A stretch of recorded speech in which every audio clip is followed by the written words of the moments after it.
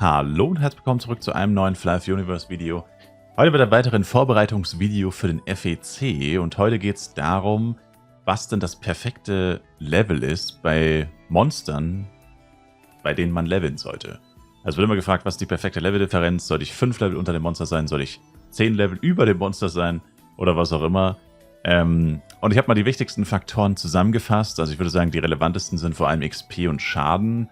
Meine Droprate beim Leveln interessiert die meisten Leute nicht, beziehungsweise es ist so, solange man nicht bei zu niedrigen Monstern levelt, ist die Droprate immer 100%. Es gibt hier ein paar Werte, die spielen jetzt keine so große Rolle. Die beiden Hauptwerte sind hier ganz links. Schaden und XP. Denn man macht nicht immer 100% Schaden. Das dürfte den meisten von euch sicherlich schon mal aufgefallen sein in ihrer Flive-Karriere, dass wenn du gegen ein Monster kämpfst, das auf dem gleichen Level ist wie du, machst du viel mehr Schaden, als wenn das Monster zum Beispiel 10 Level über dir ist. Das war auch schon immer so. Und bei den XP ist es ähnlich. Wenn du halt zu hoch bist, also wenn das Monster im Level niedriger ist als du, dann kriegst du weniger XP.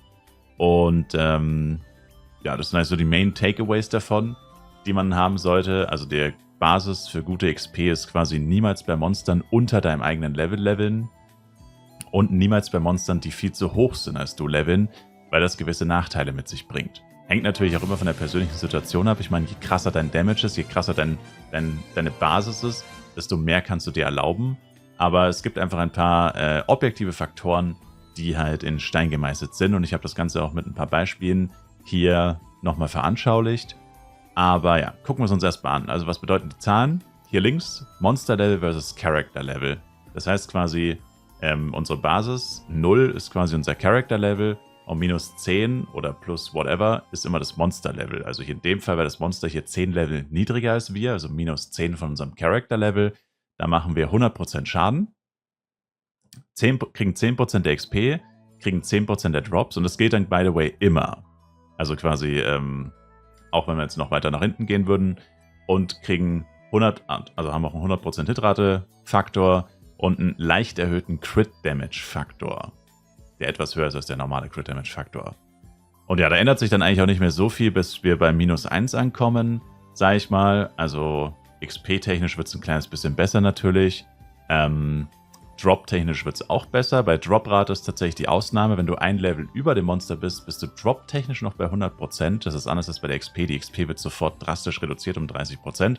Drop-Rate bleibt bei 100, wenn man nur ein Level über dem Monster ist. Also wenn das Monster ein Level unter einem ist.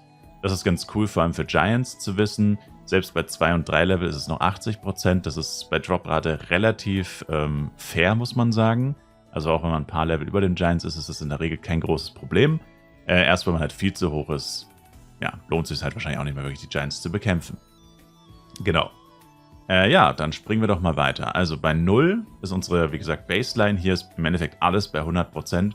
Also das ist quasi rein von den objektiven Werten her das beste Level, was man haben kann. Also du tötest Monster auf dem gleichen Level. Aber es ist jetzt nicht so, dass wenn du nur 1 oder 2 Level höher bist, du direkt irgendwelche heftigen Einbußen hast. Nämlich bei einem Level höher macht man immer noch 99% des Schadens. Also die Komma-Werte habe ich jetzt mal weggelassen. Es ist 99, irgendwas. Aber wie gesagt, das ist jetzt keine, also spielt jetzt keine so übergeordnete Rolle.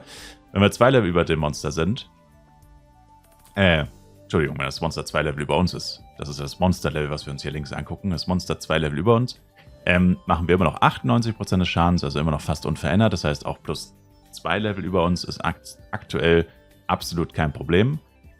Bei 3 Leveln sind es dann schon nur noch 95%. Da verlieren wir dann schon 5% unseres Schadens. Ist aber auch noch nicht so schlimm. Bei 4 Level über uns sind es schon 8%. Bei 5 Level sind es schon 12%. Und dann steigt es schon ganz schön drastisch mit jedem weiteren Level. Bei 6 sind es 83% unseres Schadens, also minus 17% Schaden. Bei 7 sind es schon minus 23%. Bei 8 sind es schon minus 30%. Also schon ganz schön viel. Bei 9 sind es 63 unseres Schadens. Bei 10 55. Bei 11 47. Bei 12 38. Bei 13 29. Bei 14 19. Und ab 15 sind es 9%.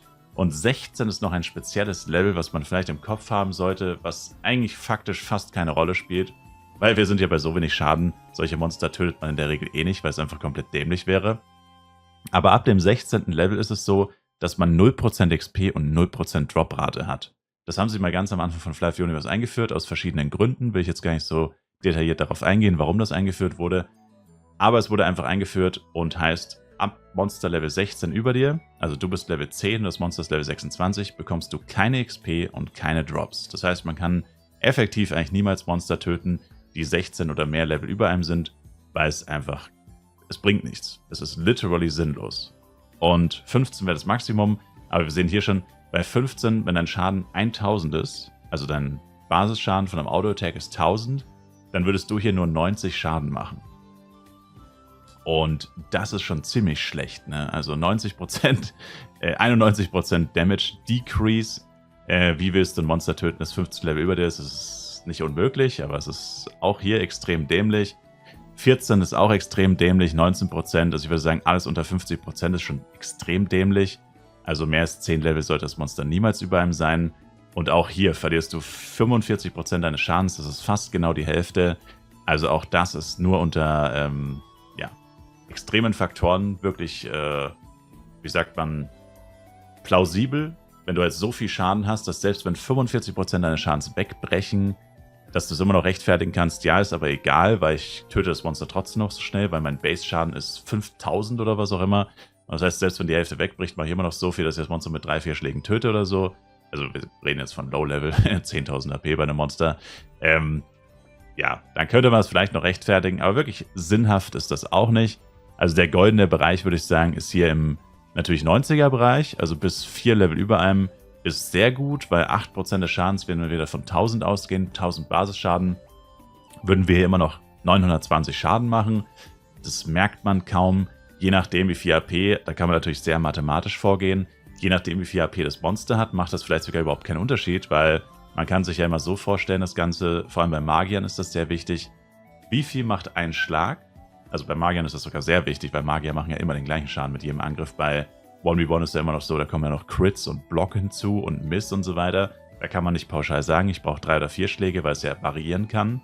Je nachdem, ob man blockt, crittet oder misst. Aber so oder so ist es einfach so, wenn jetzt ein Monster zum Beispiel 4000 HP hat und ich mache 1000 Schaden, dann könnte ich pauschal sagen, ich brauche 4 Schläge für das Monster. Wenn ich jetzt nur noch 920 Schaden machen würde, dann bräuchte ich mindestens 5. Selbst wenn ich 4-mal hitte, würde ich es nicht töten, ich bräuchte noch einen 5. Schlag. Wenn jetzt das Monster aber nur 3600 HP hätte, dann wäre es egal, ob ich 1000 Schaden pro Schlag mache oder 900 oder 920, ich würde es auch mit 4 Schlägen töten. Außer halt, das Monster blockt oder ich misse oder so. Wie gesagt, Variation ist leider bei Auto-Attacks immer möglich, durch die verschiedenen Faktoren. Aber grundsätzlich wäre das so. Bei einem Magier wäre es halt immer gleich. Ein Magier macht immer den gleichen Schaden mit seinen Skills. Da wäre es halt safe.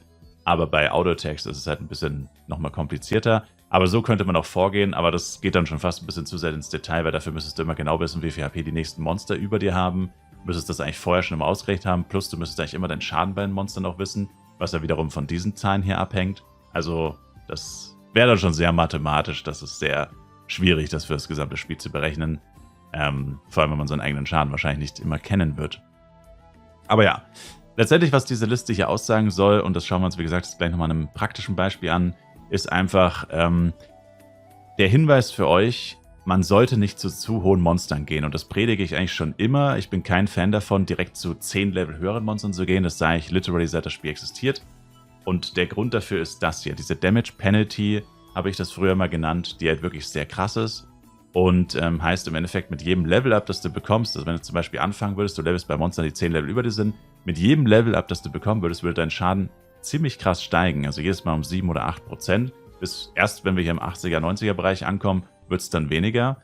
Davor immer 7 oder 8%. Mit jedem Level-Up. Und da merkt man ja eigentlich schon, wow, mein Damage ist jetzt einfach um 8% gestiegen, nur weil ich Level-Up hatte, obwohl ich noch nicht mal Stats verteilt habe oder so. Spätestens da müsste man ja eigentlich schon merken, oh, vielleicht ist das gar nicht so klug, bei so hohen Monstern zu sein, wenn mein Schaden dadurch so krass reduziert ist. Und für vor allem Free-to-Play-Spieler würde ich sagen, macht es auch wirklich wenig Sinn. Und das gucken wir uns jetzt, wie gesagt, an dem Beispiel an. Oh, hoppla, das ist das Falsche. Ich habe jetzt hier mal geguckt, wie gesagt, jetzt eher fürs Low-Level interessant, sage ich mal, für den Anfang. Captain Leana. Wir sind Level 52 und kriegen bei Captain Leana 0,1% für 9788 HP. Also die HP des Monsters spielen hier auch eine wirklich große Rolle. Dann gehen wir zu 6 Level höheren Captain Nutty Wheel. Die haben nur etwas mehr als 1000 HP mehr. Fast, ja, 1000, ist egal, 1100 sagen wir jetzt einfach mal, HP mehr.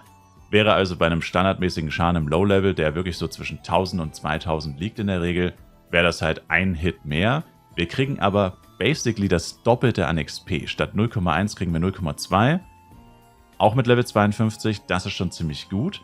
Und wenn wir wieder in unsere Liste gucken, bei 6 Level höher ist unsere Damage Penalty quasi 17%. Wir machen 17% weniger Schaden. Wenn wir davon 1000 ausgehen, sind es 170. Das ist nicht wenig, aber es ist jetzt auch nicht extrem viel. Also das kann man durchaus rechtfertigen. Vor allem, wenn man vielleicht ein paar Power-Ups anhat. Vielleicht hat man Link Attack. Also das ist jetzt nicht so gewaltig. Da kann man auf jeden Fall drüber reden, dass das durchaus Sinn macht. Wenn wir jetzt aber noch weiter gehen, wir gehen jetzt zu Captain Void, Level 62, dann kriegen wir wieder mehr XP, mittlerweile schon 3-mal so viel wie bei Captain Leanna, auch wieder mit Level 52. Aber jetzt merken wir plötzlich, Moment mal, erstens hat das Monster viel mehr HP, das ist natürlich, wir haben immer wieder solche HP-Spikes tatsächlich im Game, wo die HP der Monster von einem auf den anderen Level tatsächlich extrem ansteigt, also das sollte man vielleicht auch noch grob wissen. Dass es halt manchmal wirklich Punkte gibt, wo ein Monster hat 10.000, dann 11.000, dann 12.000 und dann ist plötzlich 15.000 das nächste. Vor allem in Darkon 1 fällt das relativ stark auf, dass es da einfach diese Schritte gibt, stufenweise, wo plötzlich die HP der Monster wesentlich höher ist als auf der Stufe davor. Das gehört leider auch dazu, aber so ist es halt. Und hier würde sich das quasi überhaupt nicht mehr rentieren, weil erstens verlieren wir 45% unseres Schadens. Das heißt, wenn wir wieder von den 1000 ausgehen würden, hätten wir nur noch 550 Schaden, was halt basically die Hälfte ist. Und das Monster hat plötzlich auch viel mehr HP, gibt uns zwar auch viel mehr XP, aber ich denke mal, jeder, der das jetzt hier in dem Beispiel sehen würde, würde sich immer für Nutty Wheel entscheiden von den dreien und niemals für Captain Void. Und so können wir es jetzt natürlich an vielen anderen Beispielen noch angucken. Manchmal ist es natürlich ein bisschen besser bei den 10 Leveln, manchmal ein bisschen schlechter. Also fairerweise könnten wir jetzt hier vielleicht nochmal Captain Driller anschauen. Also Captain Void 17.200. Captain Driller haben 14.800, obwohl sie nur 2 Level niedriger sind, ist das schon nochmal deutlich weniger. Geben uns 0,25. Also wenn man jetzt hier jedes einzelne Monster durchgehen würde, würde man hier und da vielleicht doch nochmal einen Sweet Spot finden, wo man besser mit leben könnte. Also hier wären es jetzt 8 Level über uns, von Level 52 aus gesehen. Da haben wir noch 70% unseres Schadens, das heißt, da ist es schon wieder deutlich besser als jetzt bei Captain Void. Aber letztendlich, wie gesagt, worauf ich einfach hinaus möchte, ist, wenn euch jemand sagt, geh einfach immer zu 10 Level höheren Monstern, dann ja, sollte man da vielleicht nochmal drüber nachdenken und es nicht einfach blind befolgen, was irgendjemand sagt, sondern man sollte diese Werte hier grob im Kopf haben, einfach wissen, jedes weitere Level, dass ich über mein eigenes hinausgehe mit dem Monster-Level, also 1 Level über mir, 5 Level über mir, 10 Level über mir, sinkt halt meinen Schaden schon drastisch. Also die ersten 5 Level ist es okay, deswegen haben wir auch früher mal gesagt, bis 5 Level über dir ist so, ja, da ist eigentlich egal, sag ich mal. Und dann wird es aber, wie gesagt, schon bis 10 sinkt es halt wirklich schon drastisch mit jedem weiteren Level. Und man verliert einfach eine Menge von seinem Schaden. Und das sollte man einfach grob wissen. Und der zweite Faktor, der jetzt sehr wichtig ist, ist halt die HP der Monster. Wenn du plötzlich merkst, hey, Moment mal, das Monster hat doch plötzlich 4000 HP mehr als das Monster, das ich davor getötet habe. Was ist denn da plötzlich los? Dann könnte man auch sagen, okay, dann bleibe ich lieber bei dem Monster davor. Das hat wesentlich weniger HP, weil dann ist höchstwahrscheinlich die XP-to-HP-Ratio bei dem Monster davor wesentlich besser. Außerdem ist mein Schaden höher. Also auch da könnte man es dann gut rechtfertigen, lieber bei niedrigeren Monstern weiter zu leveln, weil man halt mehr XP machen wird auf Dauer. Außerdem ein Faktor, der mir persönlich auch immer gut gefällt, der das Ganze noch weiter stützt, ist halt, dadurch, dass wir immer 100% der Drops bekommen, ist es grundsätzlich attraktiver, immer mehr Monster zu töten. Also ich habe zwar am Anfang gesagt, Droprate interessiert uns jetzt hier nicht so sehr. Ist auch so, wir haben uns das eigentlich wegen den XP angeguckt, aber es ist halt ein unterstützender Faktor, wie gesagt. Objektiv kann man an diesen Zahlen nicht rütteln, die sind einfach in Stein gemeißelt.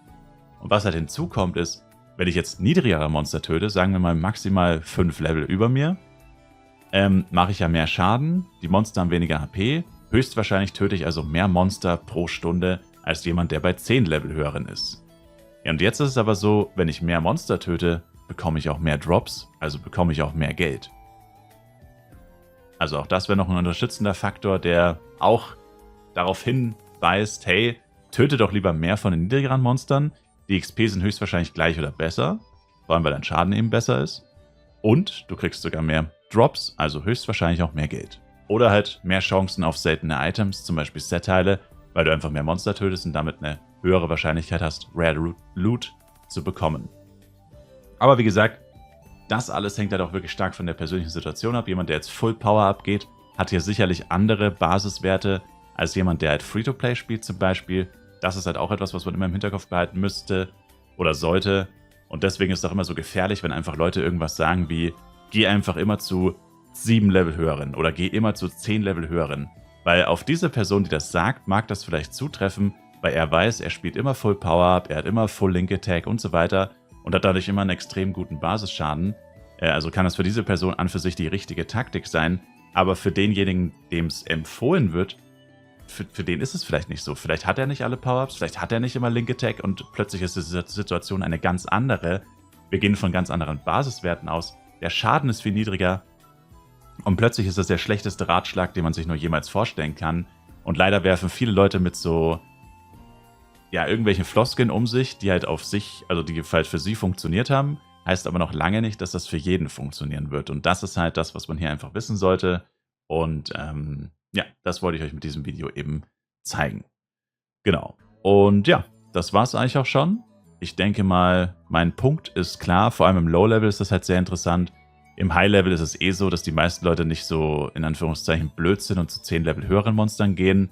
Im High-Level ist es halt extrem, muss man sich vorstellen. Die Monster haben hunderte, tausende HP. Niemand verzichtet da freiwillig auf 45% seines Schadens. Ich weiß nicht, warum die Leute im Low-Level so scharf darauf sind, es unbedingt zu machen. Klar, im Low-Level ist es halt leichter, vor allem wenn man Power-Ups benutzt. Ich denke, das ist so der Hauptfaktor. Wenn du im Low-Level halt fett Power-Ups aktivierst, bist du gefühlt der King. Niemand kann dich anfassen, die Monster können gar nichts und so weiter. Ich denke mal, das ist so der treibende Faktor da. Das ist halt, und man levelt halt auch sehr schnell, muss man dazu sagen. Das heißt, man geht vielleicht einfach mal ein bisschen früher zu höheren Monstern, weil man eh so schnell levelt, dass es kaum Unterschied macht. Ja, aber im High-Level merkt man halt sofort, okay, die Leute wissen es plötzlich und keiner macht es eigentlich, dass er zu viel zu hohen Monstern geht, weil es eben so wenig Sinn ergibt.